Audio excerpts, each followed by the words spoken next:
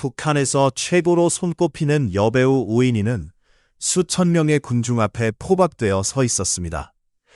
그녀의 남편도 공포에 질린 채 맨 앞줄에 강제로 앉아 그 모습을 지켜봐야 했습니다. 우인희가 피투성이가 되어 땅에 쓰러지는 장면은 김정일의 비밀 연인이었기에 더욱 충격적이었습니다. 지도자가 자신이 사랑했던 여인을 이토록 잔인하게 처단한 이유는 그녀가 김정일의 사생활과 절대 누설해서는 안 될 비밀을 너무 많이 알고 있었기 때문입니다. 결국 우인희는 남편이 보는 앞에서 가차없이 처형당하며 입을 막았습니다. 그녀가 죽기 전 북한에서 가장 눈부신 보석과 같은 존재였다는 사실이 더욱 안타까움을 자아냅니다.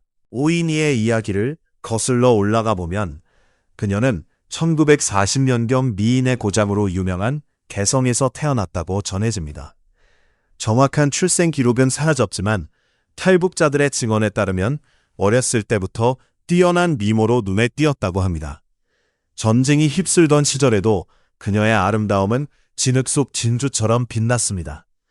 1950년대 후반 평양연극영화대학을 거쳐 조선예술영화촬영소에 입단하면서 배우로서 첫 발을 내디뎠습니다. 당시 북한 영화계는 세대 교체를 맞이하고 있었고 우인희는 새로운 얼굴로 완벽하게 그 빈자리를 메웠습니다. 우인희의 외모는 북한 사회에서 선호하던 둥글고 푸근한 이미지와 달리 뚜렷한 이목구비와 서구적인 세련미, 그리고 동양적인 우아함과 고전미를 동시에 갖춘 독특한 매력이 있었습니다. 그녀는 화면을 압도하는 아우라와 사람을 끌어당기는 묘한 매력을 지니고 있었습니다. 1959년 개봉한 영화 춘향전에서 우인희가 연기한 성춘향은 남북을 통틀어 최고의 고전으로 남아있으며 그녀의 눈물 어린 옥중 장면은 관객들의 마음을 울렸습니다.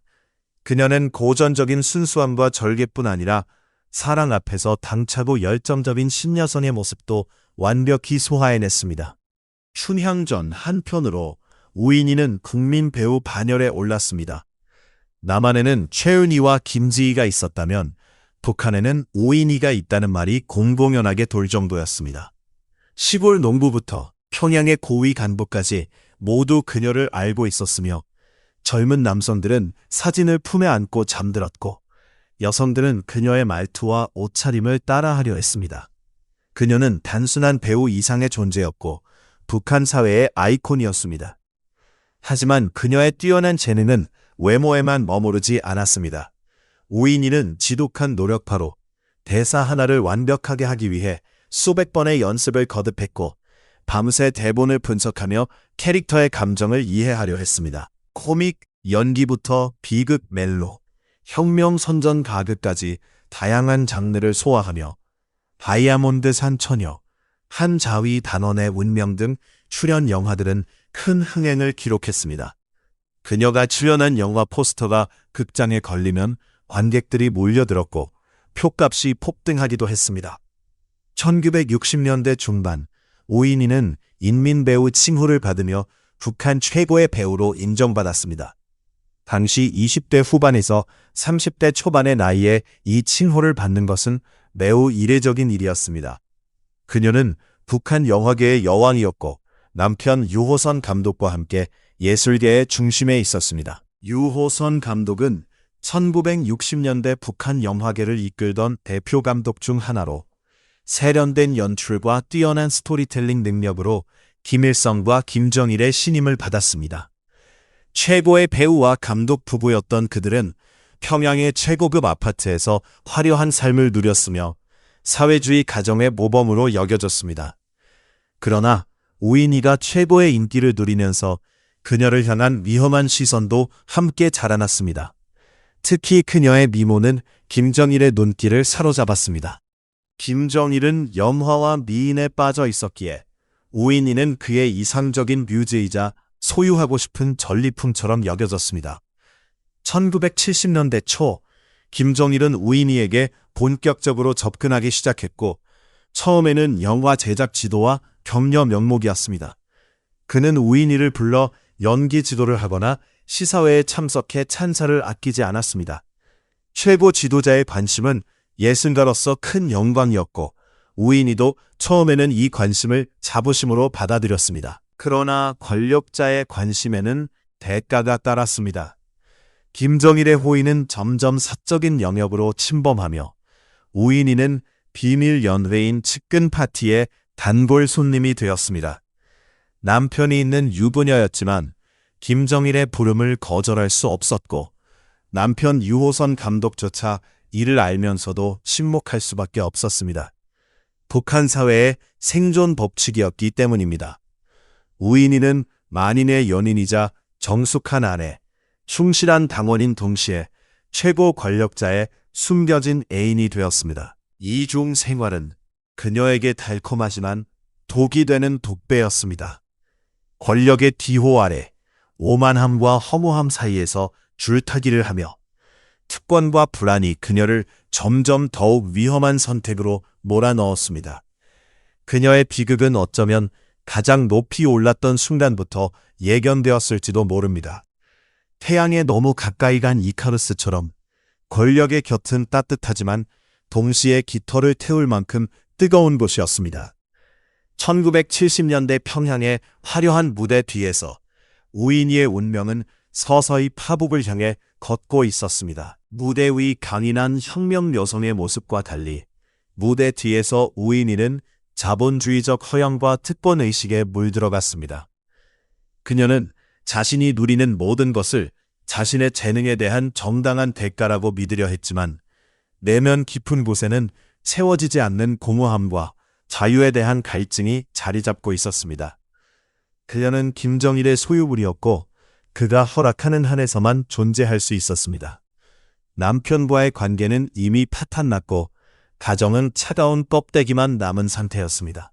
숨막히는 황금 시대 속에서 우인희는 위험한 일탈을 감행했습니다. 절대 권력에 종속된 삶을 벗어나 자신이 주도하는 사랑을 갈구한 것입니다.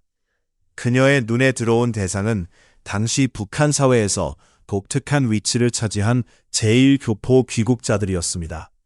이들은 일본 친척들로부터 송금을 받으며 풍요로운 생활을 누렸고 세련된 매너와 자유분방한 사고방식, 이국적인 매력으로 우인희를 사로잡았습니다. 그녀는 그들과 어울리며 잠시라도 권력의 압박에서 벗어나 자유를 맛보았습니다. 그녀의 사생활은 공공연한 비밀이었지만 누구도 감히 고발하지 못했습니다. 우인희의 뒤에는 지도자 김정일이 있었기 때문입니다. 보위부조차 그녀의 행적 보고를 꺼렸고 그녀는 자신이 성역 안에 있다고 착각했습니다. 그러나 그 오만함이 그녀의 눈을 가리고 다가오는 파멸을 보지 못하게 했습니다.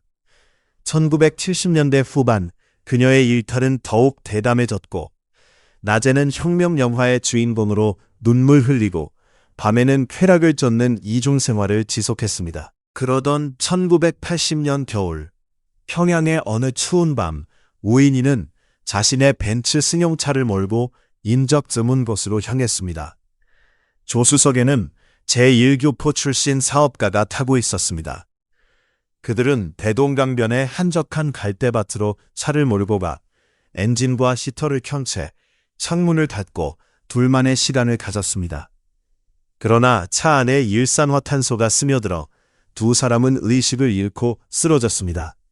새벽 순찰 중 발견된 차량에서 남자는 이미 숨졌고 우인희는 겨우 의식을 회복해 병원으로 옮겨졌습니다. 우인희 병원에 실려왔다는 사실은 병원 관계자와 보위부를 긴장시켰습니다. 그녀가 낯선 남자와 함께 외진 곳에서 의식을 잃은 것은 단순한 사고가 아니었습니다. 며칠간의 치료 끝에 의식을 회복한 우인희에게 조사관들은 추궁을 시작했습니다. 그녀는 공포에 질려 자기 방어를 위해 김정일의 이름을 내세웠고 이 발언은 보고서에 기록되어 김정일에게 전달되었습니다. 이 사건은 최고 권력자를 모독하는 대역죄로 간주되었습니다. 김정일은 권력 승계가 마무리된 시기에 이 사건을 심각하게 받아들였습니다. 자신의 은밀한 사생활이 세상에 드러날 위기였고 우인희의 행동은 자신의 권위를 훼손하는 일이었습니다. 그는 결단을 내려 우인희를 북한 사회와 역사에서 완전히 지우라는 명령을 내렸습니다. 그녀는 병원에서 퇴원하자마자 보위부에 연행되었고 자신이 사랑받았던 지도자의 손에 의해 차가운 독방에 갇혀 혹독한 취조를 받았습니다. 우인이 처형되기 전 그녀는 자신의 운명을 직감하며 깊은 절망에 빠졌을 것입니다. 평양의 화려한 파티장과 안락한 침실은 이제 영원히 돌아갈 수 없는 과거가 되었고 1980년 겨울밤 차 안에서 시작된 불행은 공개 처형장으로 이어졌습니다. 강건 종합고등학교 운동장은 수천 명의 예술인과 문인들로 가득 찼고 그들은 공포에 질린 채 침묵했습니다. 우인이의 흙과 오물로 뒤범벅된 채 나무 기둥에 묶여 처참한 모습으로 끌려 나왔습니다. 그녀의 얼굴에는 공포와 억울함, 체념이 뒤섞여 있었고 입에는 재갈이 물려 있었습니다. 군중 속에서는 낮은 탄식과 비명이 터져 나오려 했지만 억눌렸습니다. 우인이는 북한 영화계의 여왕이었지만 그날 그곳에서 반동분자로 낙인 찍힌 채 처형대 위에 세워졌습니다. 그녀의 남편 유호선 감독은 맨 앞줄에 강제로 앉아 아내가 처형되는 장면을 고문처럼 지켜보았습니다. 집행관은 우인이의 죄목을 낭독하며 그녀가 부하방탕죄로 처벌받는다고 선언했습니다. 그러나 6천 명의 예술인 중 그 죄목을 믿는 이는 없었습니다. 그들은 권력의 배후를 본능적으로 알았고 누구도 진실을 말하지 못했습니다. 총성이 울리자 12명의 사수들은 자동소총을 난사해 우인이의 육체와 북한 예술계의 낭만을 산산조각냈습니다. 그녀의 얼굴과 몸은 총탄에 찢겨 다시는 알아볼 수 없게 되었습니다. 처형이 끝난 후 시신은 가족에게 인계되지 않고 거적에 쌓여 트럭에 실려 어디론가 사라졌습니다. 집행관은 남은 예술인들에게 무자비한 경고를 하며 당을 배신한 자의 말로를 보여주었다고 선언했습니다. 그날의 총성은 단순한 훈시가 아니라 영혼에 대한 사형 선고였고 예술인들은 자신들의 인기와 부, 명예가 신기루임을 절감했습니다. 우인이의 죽음은 북한 예술계 낭만의 종말을 알리는 신호탄이었습니다. 처형 후 북한 당국은 우인이의 흔적을 철저히 지우기 시작했습니다. 그녀가 출연한 모든 영화 필름은 수거되어 소각되었고 사진과 기록은 도서관과 잡지에서 삭제되었습니다. 가정집에 있던 브로마이드조차 보위부의 단속을 피해 찢어졌습니다. 김정일은 우인이의 이름이 인민들의 기억에서 완전히 사라지길 원했고 그녀가 존재했다는 사실 자체가 자신의 치부였기 때문입니다. 사람들은 술자리에서도 우인이 이야기를 하지 못했습니다. 김정일은 우인이의 흔적을 지우면서도 영화를 유지하려 했습니다. 그녀의 얼굴을 다른 배우로 대체하는 편집 작업이 이루어졌지만 이 작업은 기술적으로 어렵고 결과물은 대작이었습니다. 관객들은 익숙한 줄거리 속에 낯선 얼굴들을 보며 혼란스러워했지만 누구도 이를 문제 삼지 못했습니다. 결국 북한의 새로운 세대들은 우인이를 알지 못했고 기성세대도 입을 닫으며 그녀는 역사 속에서 완전히 사라졌습니다. 하지만 권력의 시도에도 불구하고 우인이의 이야기는 사람들의 기억 속에 은밀하게 남아 전설처럼 전해졌습니다. 탈북자들과 예술계 출신들은 그녀의 비극을 증언하며 북한 체제의 잔혹함과 권력자의 이중성을 폭로했습니다. 2000년대 들어 남한과 해외 언론에서 우인이 사건을 다루기 시작했고 인터넷과 다큐멘터리를 통해 그녀의 모습이 복원되었습니다. 우인이의 이야기는 북한 인권 문제의 상징으로 자리 잡았습니다. 우인이의 비극은 단순한 과거의 사건이 아니라 현재 진행형의 역사적 증언입니다. 그녀가 사라진 후 북한 영화계는 질적으로 크게 후퇴했고 배우들은 공포에 휩싸여 연기와 사생활 모두를 감시받았습니다. 김정일은 자신의 여성들을 철저히 통제하고 감시했으며 권력에 도전하는 예술인들은 처형과 탄압의 대상이 되었습니다. 우인이 사건은 북한 권력의 잔혹한 여성 편력과 예술 탄압의 대표적 사례로 남았습니다. 우인이가 처형된 후 그녀의 남편 유호선 감독은 보일러실에서 강제 노동을 하며 정신적 고통을 겪었습니다. 한때 최고의 영화감독이었던 그가 삽질을 하며 살아남는 것은 고통 그 자체였고 동료들은 그를 경멸하거나 두려워했습니다. 그는 아내의 죽음과 권력의 모순을 알면서도 침묵할 수밖에 없었고 결국 말라 죽듯이 살아갔습니다. 그의 몰락은 북한 예술계 전체에 깊은 충격을 주었습니다. 우인희의 죽음 이후 북한 영화계는 창작의 자유가 완전히 말살되고 작품들은 점점 더 경직된 선전물로 변질되었습니다. 배우들은 과장되고 부자연스러운 연기를 강요받았으며 관객들도 피로를 느꼈습니다. 하지만 공식 매체에서 우인희의 이름이 사라진 반면 사람들 사이에서는 그녀에 대한 루머와 괴담이 퍼졌습니다. 이는 억압받는 사회에서 진실을 향한 본능적 저항의 표현이었습니다. 1980년대 중반, 북한은 고립과 경제 악화로 사회 분위기가 경직되었고 우인희의 이야기는 도시 전설처럼 변했습니다. 장마당 구석과 불 꺼진 방에서 사람들은 그녀의 이름을 속삭이며 권력에 대한 은유적 저항을 이어갔습니다. 한편 1978년 납북된 최은희와 신상옥 부부가 김정일의 지원 아래 북한 영화계를 재건했지만 탈북자들은 우인희를 여전히 진정한 스타로 기억하며 그녀의 부재를 아쉬워했습니다. 1990년대 고난의 행군 시기, 북한은 대량의 기근과 배급 붕괴로 고통받았지만 우인희에 대한 기억은 사람들 마음속에 살아있었습니다. 어려운 시절에도 그녀의 영화와 이야기는 과거의 풍요와 희망을 상징했고 탈북자들은 그녀의 비극을 통해 김정일 정권의 잔혹성을 증언했습니다. 2000년대 이후 남한으로 탈북한 예술인 출신들은 우인희 사건을 상세히 증언하며 북한 사회의 진실을 알렸습니다. 우인희 사건에 대한 탈북자들의 증언은 구체적이고 일관성 있었으며 김정일의 사생활과 권력 남용을 폭로하는 중요한 사료가 되었습니다. 북한 내부에서도 변화가 시작되어 남한 드라마와 영화가 밀반입되면서 주민들은 자유로운 연기를 보며 과거 우인희를 떠올렸고 그녀를 억울한 희생양으로 인식하기 시작했습니다. 북한 보위부는 여전히 단속하지만 젊은 세대들은 우인희의 이야기를 통해 체제의 모순을 배우고 있습니다. 김정일 시대 이후에도 권력의 폭압은 계속되었으며 김정은 체제에서도 공개 처형과 예술인 탄압은 지속되었습니다. 2013년 장성택 처형 사건은 우인희 사건과 닮은 점이 많으며 북한 주민들은 이를 접하며 자연스레 우인희를 떠올렸을 것입니다. 권력자의 여성 문제는 여전히 금기이며 진실을 아는 예술인들은 제거 대상 1순위로 남아 있습니다. 우인희 사건은 북한 인권 문제의 사각지대를 드러내는 상징입니다. 우인희의 시신 처리 과정은 아직 미스터리로 남아 있습니다.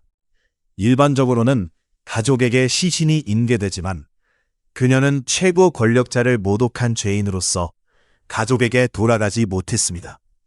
탈북자들의 증언에 따르면 그녀의 시신은 평양 인근 야산에 매장되거나 화장되어 흔적도 없이 사라졌습니다. 가족은 추모할 무덤조차 없었고 그녀는 살아서는 감시의 감옥에, 죽어서는 영본의 감옥에 갇힌 셈입니다. 김정일 사망 후 북한 체제가 흔들리면서 우인희의 이야기는 국제사회에 알려지기 시작했습니다. 인권단체들은 그녀 사건을 반인륜 범죄 사례로 기록했고 인공지능 기술로 우인희의 흐릿한 사진을 복원하는 시도도 일어났습니다. 복원된 사진은 그녀의 미모와 생동감을 다시 보여주며 권력의 폭력 앞에 속절없이 무너진 인생에 대한 안타까움을 전합니다.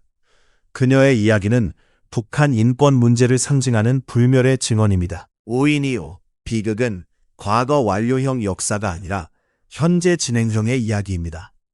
북한 땅에 진정한 자유가 찾아오고 억울한 영혼들이 안식을 얻는 날까지 그녀의 이야기는 멈추지 않을 것입니다.